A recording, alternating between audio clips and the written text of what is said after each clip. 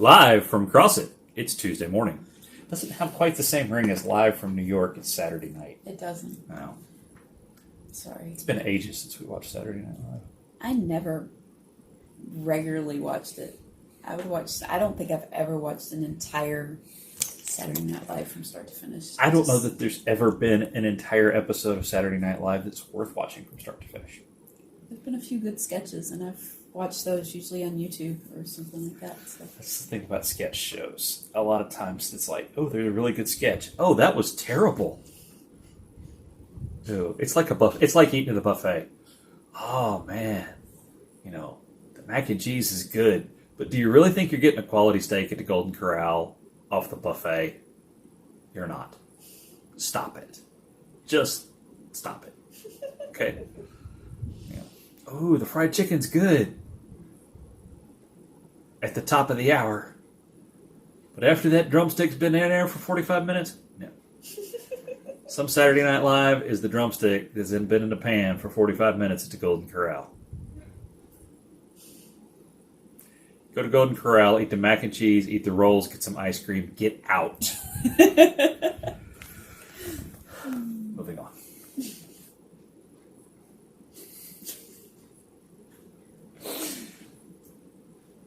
Sorry. I am not the captain of my own destiny, barely in control of my own mind, nor even of this new day. And so I renounce anew all claim to my own life and desires. I am only yours, O Lord. Lead me by your mercies through these hours, that I might spend them well, not in harried pursuit of my own agendas, but rather in good service to you.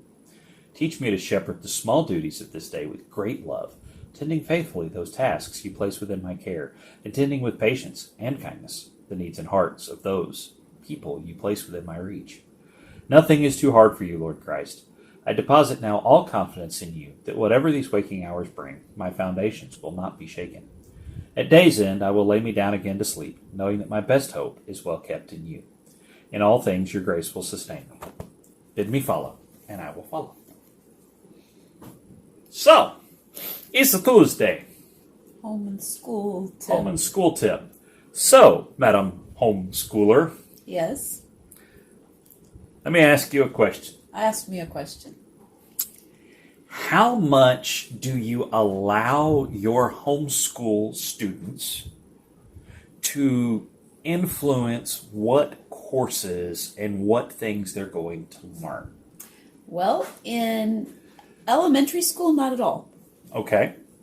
When they were in elementary, I decided what they were going to do and what they weren't going to do, sometimes much to their chagrin. Because those were foundational years of learning reading and math concepts especially, and then we pulled in science and history. Now, sometimes, especially with science and history, I allowed their response to the material to guide. Yeah, I'm getting to that. Would you like to come in and share? There's a seat for you here. I haven't finished breakfast yet. Okay. Go finish breakfast Okay, and then finish come in a breakfast minute. And then you can come in. So sometimes I let their response to the material kind of guide, okay, we need to maybe make some shifts and that kind of thing. But it wasn't necessarily looking at them and asking their opinion and asking for them to say, hey, this is what I want to study, because there were pretty much definites that they needed to have in the elementary years. Okay, so in the elementary years, there's especially a look. We're the adults. Mm-hmm. We know what you need for a foundation, Mm-hmm. and so we're going to tell you this is what you need to do. Mm-hmm. Okay. In middle school, there was definitely for the core four subjects, which would be math, language arts, history, and science. I pretty much decided this is what... You really need 3 of those? Which, yes! I mean, Yes, do you need anything you do. other than history? Yes, Really? you do. Because if you want to be able to communicate history, you've got to have the language arts. Hey, y'all, stuff happened. See, it's Science history. and history are very closely tied together, and you've got to have math to process science. There you go. So the core four were pretty much set. Okay. because there were certain things like they needed to have certain maths and certain sciences to prepare for high school. History is a little more flexible, but especially, history is flexible. It has to be done, but it's a little more flexible as to what topics.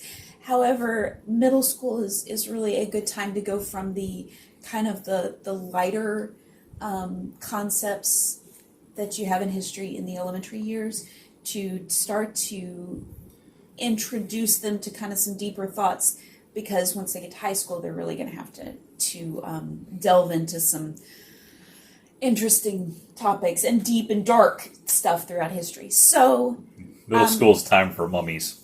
Yes. Well, we do a lot of mummies in elementary school. It's true. Middle school is a little more. Middle school is when you first start introducing 20th century history, which gets pretty dark. Yes, it does. So come on in. We will broaden the camera for you here. And so middle school, the biggest thing is that they can start choosing some of their extras, some of their electives, and that kind of thing. Then comes high school, and there are some definitives for high school. For example, to graduate, you have to have a certain number of you have to have 4 English credits. That's just the nature of it. You have to have a certain number. Them's the rules in Arkansas, y'all. Yeah, you have to have a certain You wouldn't number believe of it, credits. but we require English all the way. All 4 years. All 4 years of high school, all 8 years before that. Anybody with a high school diploma in Arkansas has had 12 years of English. And technically, homeschoolers do not have to meet typical high school graduation requirements for Arkansas, but colleges will expect that. Colleges do expect it. So, since we definitely put them on a college track, which we can talk about another time. But, and then science, you have to have a certain number of physical sciences, a certain number of life sciences, that kind of thing. You have to have certain maths and that sort of thing. So there are some some specifics that, hey kids, you just got to do this. But, for example, and Angela's going to show us an example with literature, with English or with literature, there is some flexibility. You don't necessarily have to have 4 very specific types of years of English. You just have to have something that teaches you, that gives you a broad exposure to literature and helps you learn how to respond to it and write about it. You need to learn writing skills. So, what did you request? Well, I don't remember exactly which ones. I had medieval British literature, and this is Beowulf. This is J.R.R. Tolkien's translation of Beowulf, and it is, this part is Beowulf, and this part is notes on the translation. So it's not actually as long as it looks. But I did read all the notes on the translation. It was fun. Beowulf is not actually a long piece of literature. No, It's not. It's not. But she wanted Beowulf to be part of school, even though you'd read it before. I had read it before. I'd enjoyed it. We have one that's got the translation on one side and the Old English on the other side. That was fun. So I wanted to read Beowulf. There were a couple other. It was Sir Gawain and the Green Knight. A couple other medieval literature pieces that I wanted to read. And then the other one that I picked included Jane Eyre. This one is this thick. That was either I want to say that was early. Anyway, it was British literature. It was a British literature British course. literature. I think it's early to mid 19th century. I think it is. Don't remember for sure, but it also included it had Pride and Prejudice, Ivanhoe, Frankenstein. Oh, and Jane Eyre Frankenstein? and Pride and Prejudice I'd already read before, but Frankenstein I wanted to read. So Frankenstein was on my essentially, list, so it was essentially books that I had either read before or wanted to read, and so I claimed them as part of school. there was a course that there were 2 courses: the medieval British and then the early to mid 19th century British. Both had books, and she said, "I want those courses."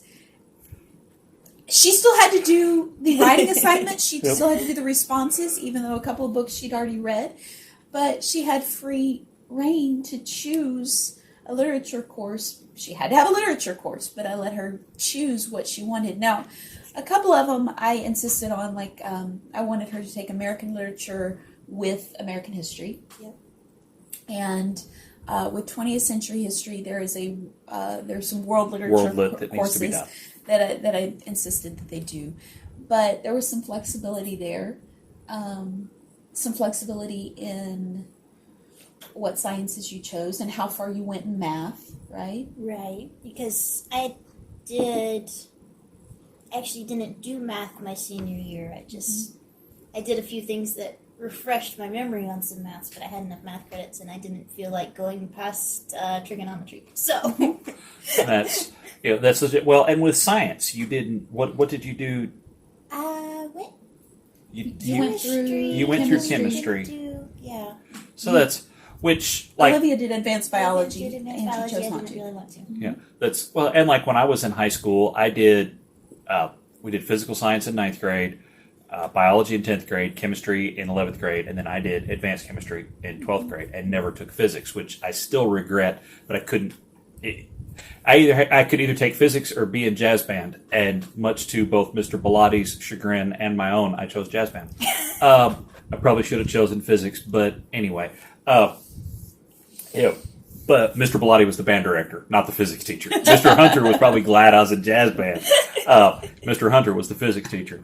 But that's so you got you have some of those options, and then also with electives. Yes.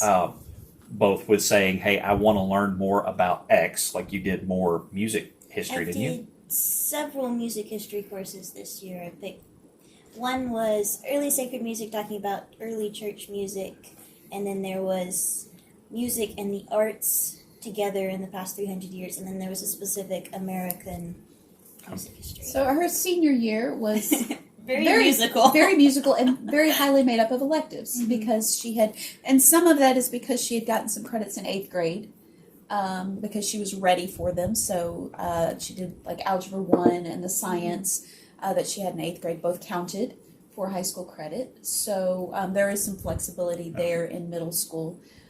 So that kind of let her do a lot of choosing of what her senior year would look like. And Stephen will probably have a similar opportunity. He'll still have a couple of credits he has to get, but he'll have some flexibility really with science and all of his electives for that as well. The other thing we did was talking about world history. Some of the world history, there are side books that go with the world history course. And some of them are very definite, no, you have to read these. And some of them are, no, that's an alright book, but here's a better book that fits this section of history. And so I actually swapped out a couple of those when I took world history of, this is a book that, it may be a good read, but it's also a book that's very similar to 3 other books that I've read. So here's a different book that goes with this period of history. So all in all, the thing is this. So flexibility, the older they are and the better able to make choices. But as parents, you still want to say, here are the parameters you need to choose within this. Yes. Not you don't, and you especially don't do this with 2nd, 3rd, 4th, 5th graders, where you sit there and go, oh, just learn what you want to learn. That methodology does not. It may make for a very happy 3rd grade year, but it's probably going to make for a very miserable 9th grade year. Yeah. And so sometimes you've got to. You've got to do a little bit of the. I'm working on a sermon on stewardship, and some of that's about to come up. So, Makes sense. so there are some things about that, but you've got to do the work now, and do that. But as the parent, you're still supposed to guide. One thing about homeschooling, some people think, is that you get to cast off all restraint, and in some states legally you can, but that doesn't make it wise. That just because you can do something doesn't mean that you should do something. It comes from that ethics book that you read. I did read that in Science ethics, yeah. So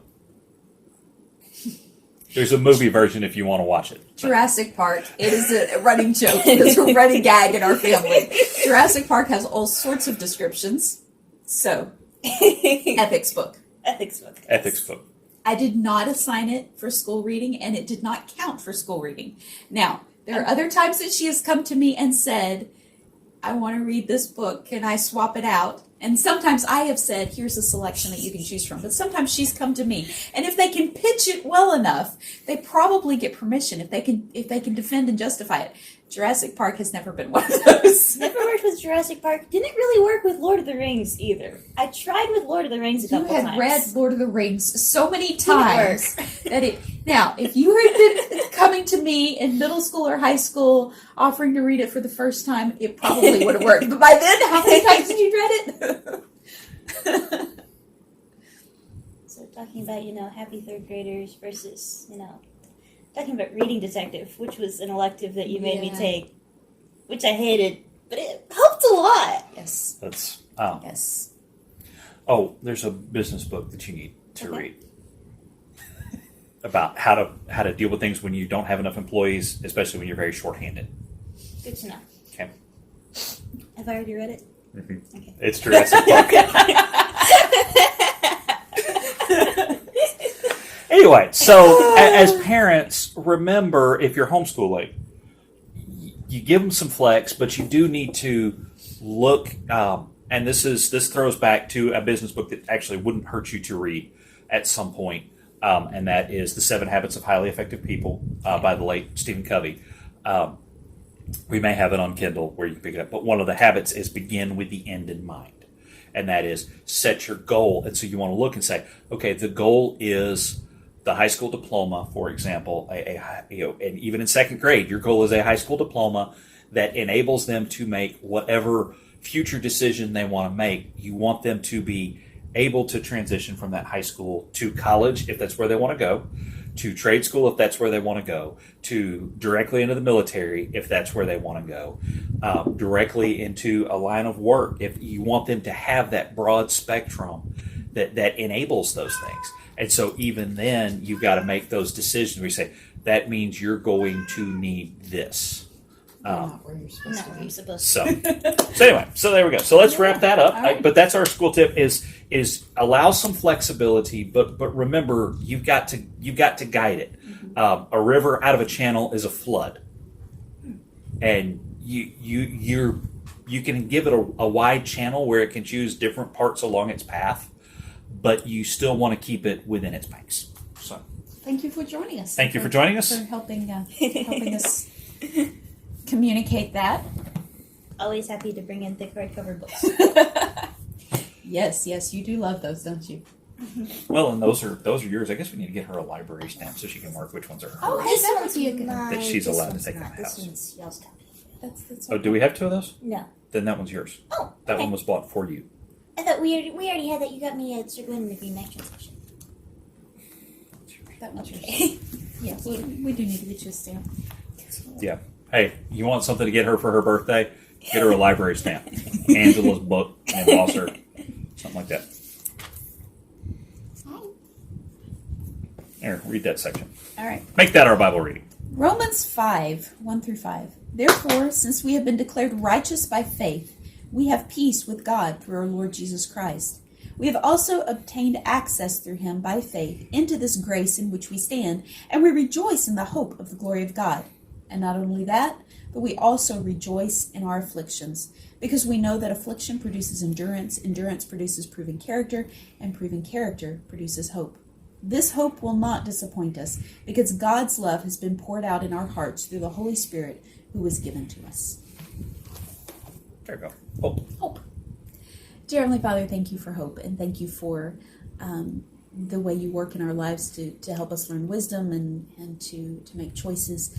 And thank you for learning and growing. In your holy name I pray. Amen. bye-bye. Bye-bye. Alexa, turn off the ring light.